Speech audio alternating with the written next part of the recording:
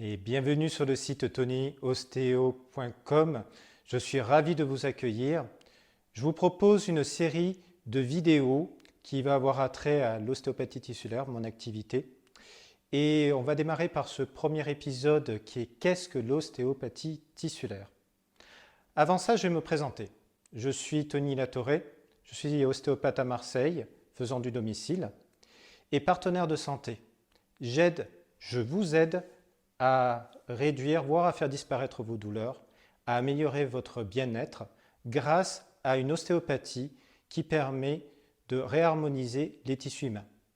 Beaucoup de mes confrères utilisent des techniques dites structurelles pour pouvoir aider leurs patients. Ce sont souvent des techniques de cracking. Dans notre philosophie en ostéopathie tissulaire, on a tendance à prendre le contre-pied de tout ça en proposant quelque chose de beaucoup plus respectueux pour le corps. Car on considère que le cracking est plutôt agressif pour le corps et celui-ci a tendance à se protéger.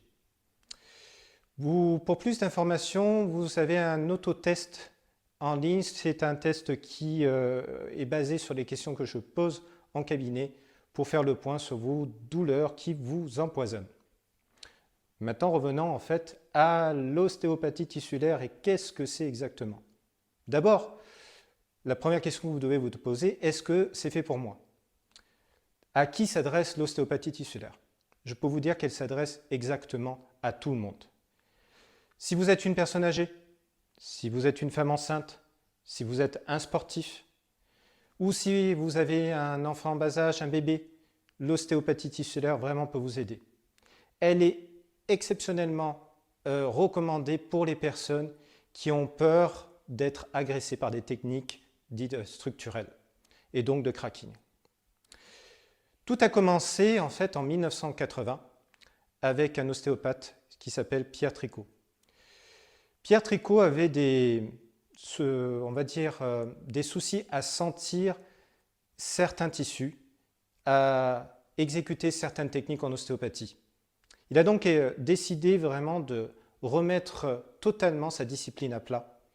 Et par l'étude du fascia, il a commencé à travailler différemment, sans cracking. L'outil de fascia est en fait, c'est en fait une structure anatomique. Vous devez l'imaginer comme une toile d'araignée en 3 dimensions. Le fascia, vous pouvez le considérer quand vous avez déjà mangé un couscous. Vous avez déjà goûté cette viande qui est fondante, où tout justement les fibres se délitent. En fait, c'est l'action d'un fascia qui est détruit. Le fascia est très important pour le corps puisqu'il couvre toute la partie, de la partie la plus superficielle à la plus profonde. Il lie toutes vos cellules. Sans lui, vous ne pouvez pas tenir debout. Sans lui, votre corps ne peut se protéger. Il est donc essentiel à l'équilibre du corps. Je vous avais maintenant une idée de ce fascia, mais en quoi ça nous intéresse vraiment dans notre activité, dans ce soin? Imaginez votre corps. Imaginez que vous avez cette fameuse toile d'araignée qui vous recouvre totalement, qui passe entre vos cellules. Votre corps, c'est un magnétophone. Il enregistre tout ce qui se passe autour de vous et à l'intérieur de vous.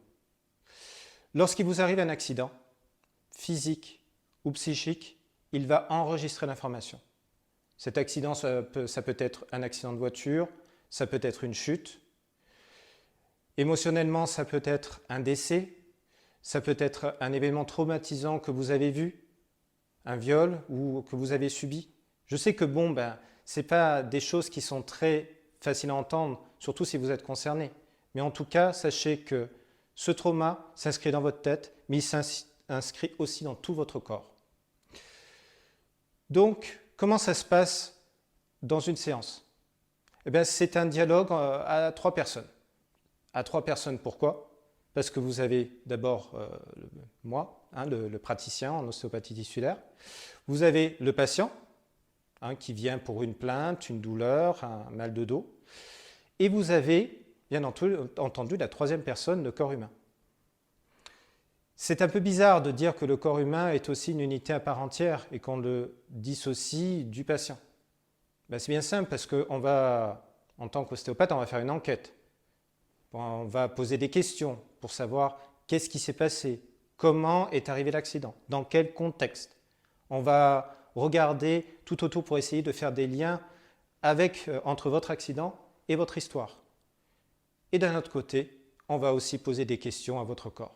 On va poser les mains et c'est le fascia qui va nous aider, qui va retracer toute votre histoire de l'élément le plus superficiel vers le plus profond. Et ensuite, après, une fois qu'on a ce chemin, une fois qu'on a cette carte d'identité, ce miroir de votre histoire, eh bien, on va commencer à défaire tous les nœuds dans l'ordre précis que le corps les a mis en place de façon à vous libérer. Enfin, que dire de cette ostéopathie? C'est à la fois une approche spécifique et globale de votre corps.